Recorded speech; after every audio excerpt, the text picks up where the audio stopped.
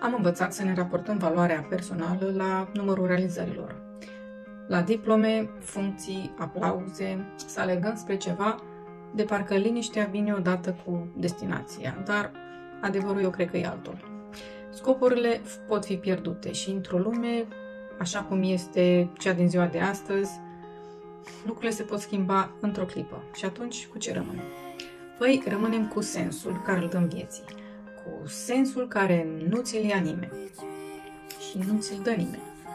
Nu se cumpără, ci se simte, se trăiește, se alege în fiecare zi. El este ceea ce tu descoperi înăuntru tău, întrebându-te de ce contează ceea ce faci sau cine vrei tu să fii de fapt, indiferent de rezultate. Și așa cum spunea Viktor Frankl, totul îi se poate lua omului în afara unui singur lucru, libertatea de a alege atitudinea într-o anumită situație. Pe tine, ce gesturi mici simți că te fac să existi cu rost și ce te face să rămâi om chiar și atunci când doare?